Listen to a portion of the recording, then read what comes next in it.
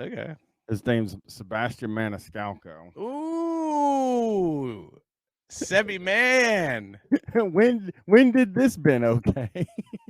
Oh no, let's not watch 50. Let's find like a clip of him. This is the clip we watched. We Oh, just I let see. it This go is for his a best second. of. We'll keep going. One day we'll get through it. You see, a couple months ago at the Newark airport, some idiot tried to bring a peacock. Okay, now here's the thing. We've already listened to this part, but this is when he said, "When did this been okay?" Yeah. She had a peacock on her shoulder, walking into the airport like it was Toomey luggage. I mean, what? Here goes. The thing fell off. She's trying to gather it.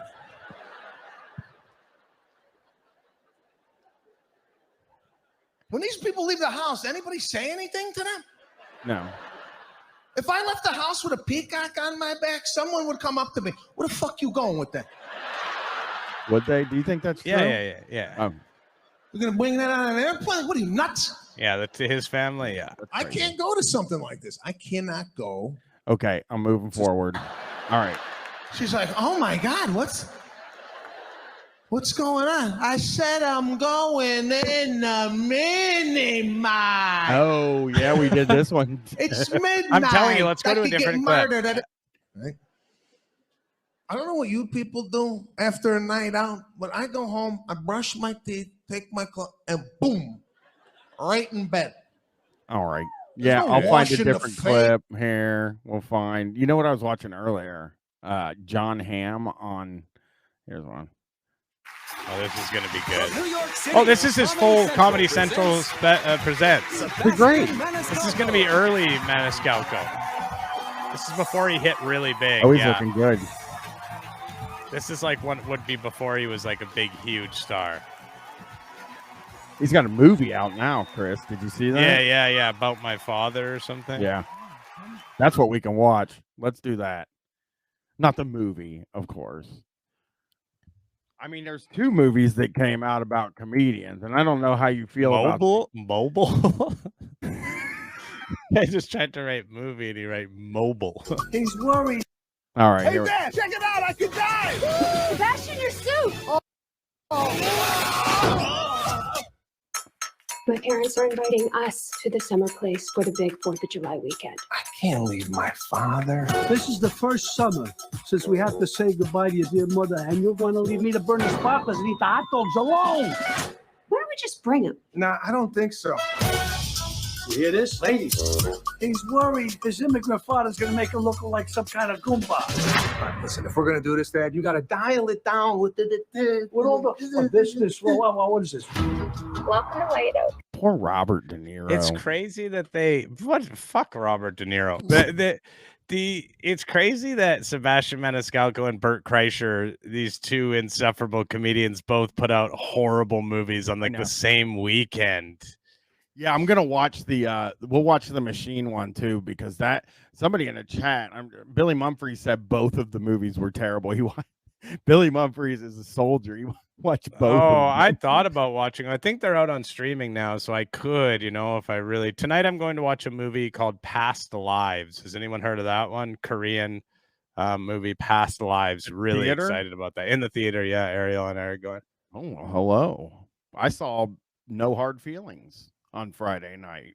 Oh, was that R-rated movie where she's like trying to have sex with a young kid? Yeah, and she gets naked at one point and she gets punched in the cooch, and that part's pretty funny. Yeah, that's cool. Yeah, I'm really excited about Past Lives. It's like a love story, but it's like, I don't know. The trailer for it's incredible. The reviews are incredible. The guy's a hunk. The Korean guy in the movie is a hunk. He's got this real infectious smile, and it just looks like a beautiful movie. I'm excited. Brooklyn Skull said, Chris, do you watch a movie every Sunday? I watch a movie every day. He watches one every day. Every single day. That's the truth. I do. I watch one. And he's going to watch this movie. I might go to a second movie tonight, a second Korean movie called something, The Child, with an E on the end of child, that's playing right after, that I might be able to, if I'm not too tired, I might just slip over to that theater and watch a second one. You ever see a movie that people have heard of? Are you kidding me? people have heard of these movies, man. People know them. I watched The In-Laws, The with old one. yeah, the old one, because Alan Arkin died, so I had never seen that before. So I watched that with Peter Falk, and it was great. Could watch Little Miss Sunshine, but yeah, I get it. Ariel wanted to watch that. Yeah. Wow, this is amazing. It was so fancy, huh? It's called love and affection, then. Unlike you, when you met me at the delivery room, you chose to shake my hand. What else was I supposed to do? We just met. Sebastian, I don't know how you're going to fit in. I love when they call themselves the same name, you know, because they're like, he's such a bad actor that he's like, he needs to be Sebastian, because if they give him a different name, he like won't respond, you know? Like Tony Danza.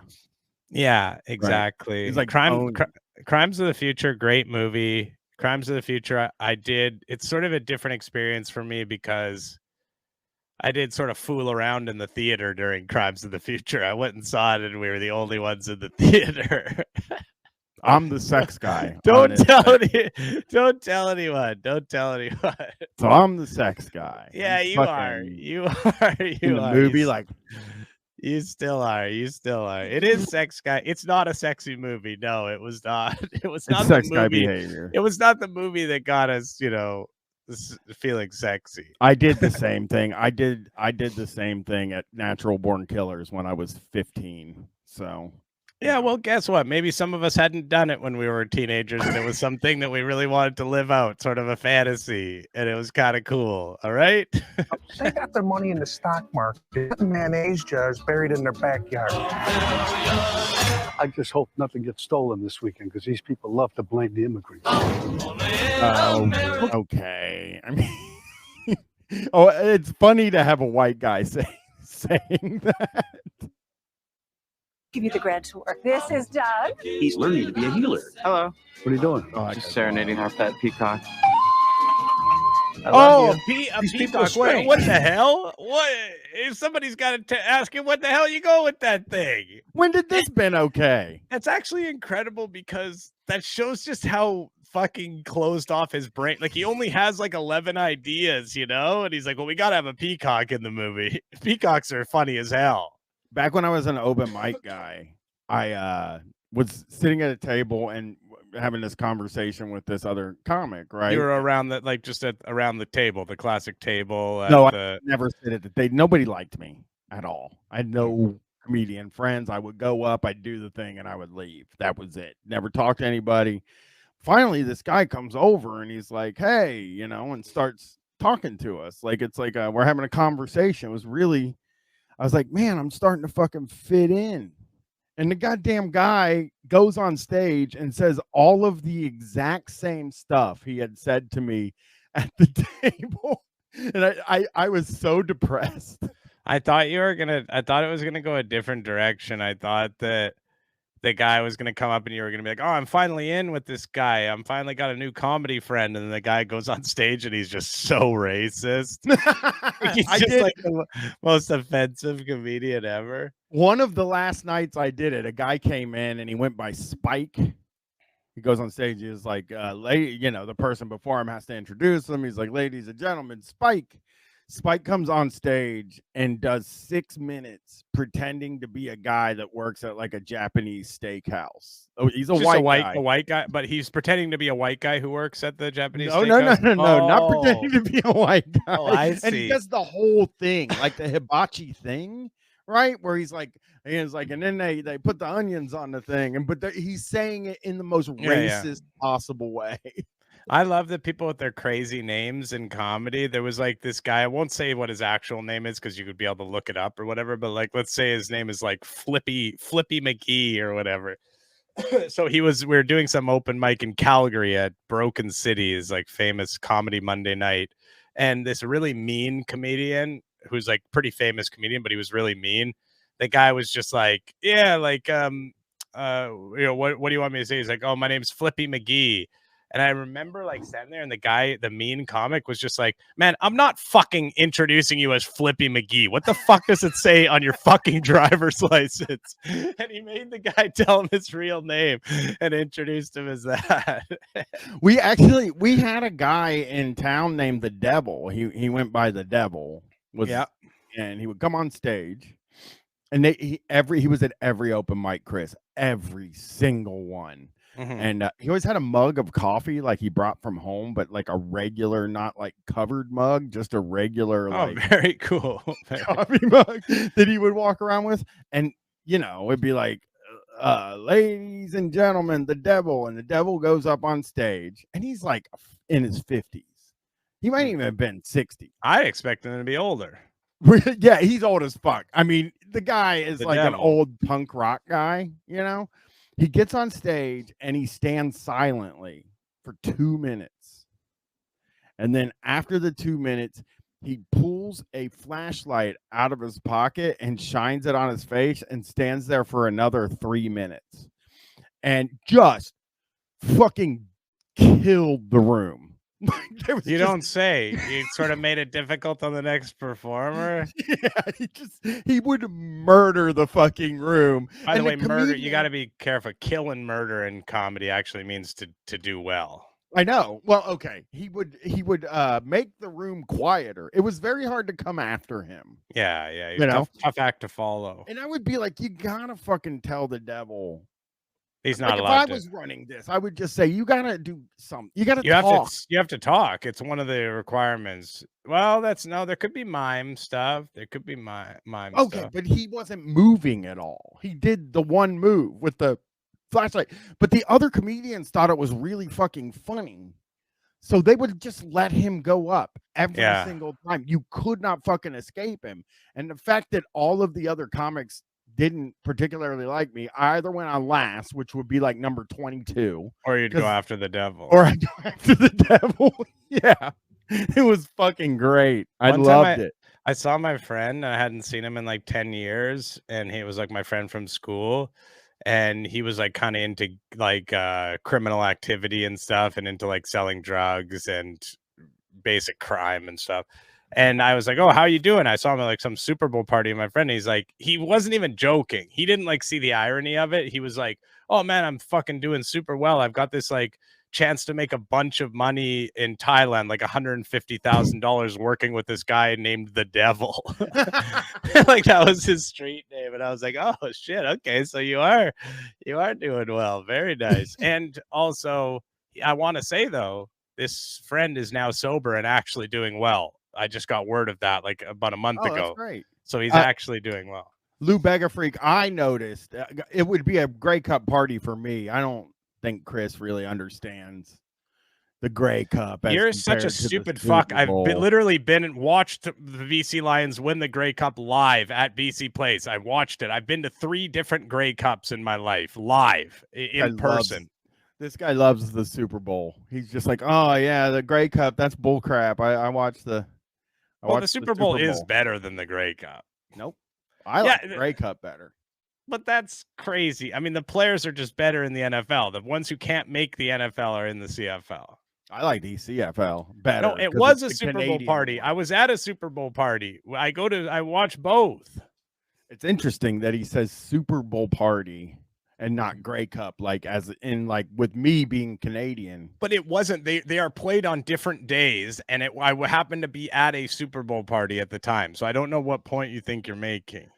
I gotta look at something real quick. They're not the same day, Dill or Dime. They're played on different days.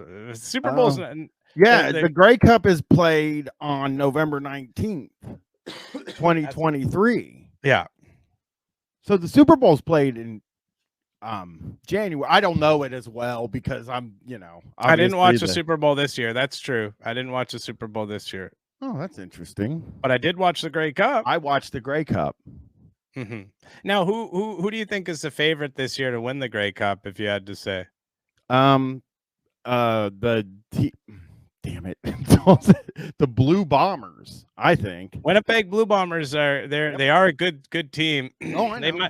But BC went into Winnipeg and beat them, so BC's 3-0. Oh, well, the Blue Bombers, I think, have a good second half of the season. And also, there's a chance that the Lions will get back Nathan Rourke, who has gone to the NFL. but he might not make the team, and so he might end up coming back, and he's like the best quarterback in the league. So that will be huge. Their defense is incredible. They literally shut a team out a couple of weeks ago. They play tomorrow. They actually play tomorrow. I know. Against Toronto. Against Toronto. Yeah. It's because, obviously it's a holiday in America, but we just celebrated Canada Day. So, it's a regular week for me. Nothing interesting going on over here. I want to go behind real quick. I came very close to when you said, what's your favorite team? I just clicked more.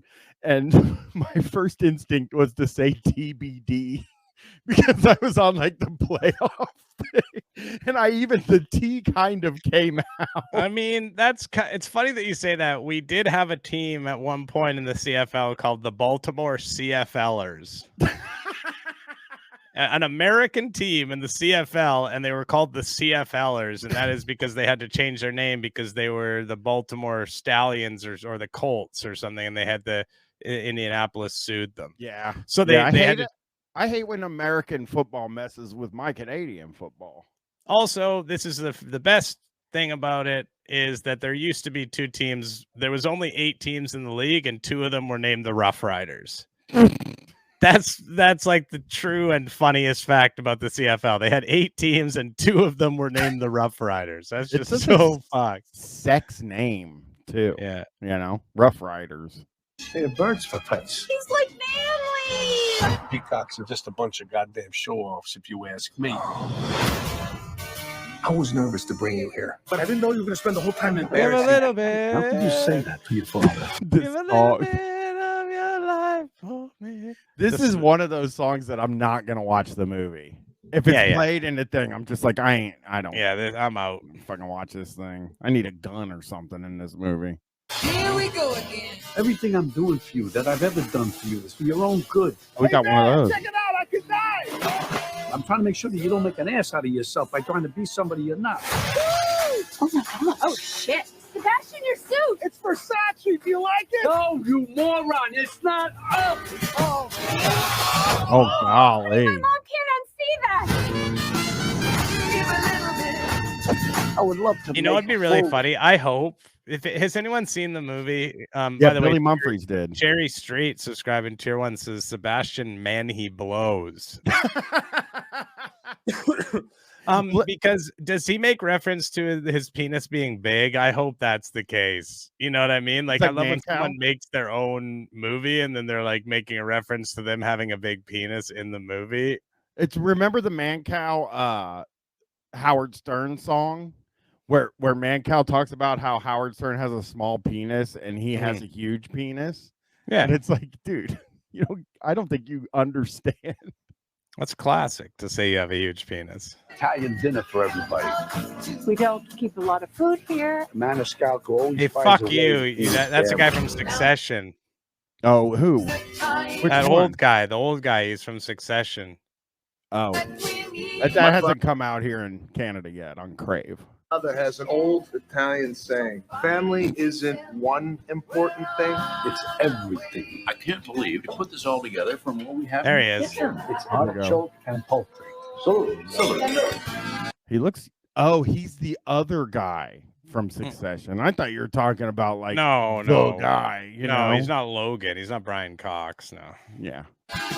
Actually, Carl. Brian Cox is a DirecTV spokesman now. I believe Brian Cox is your hedonism name, isn't it?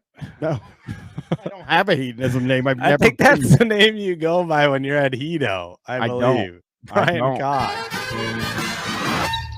Oh no! He killed it.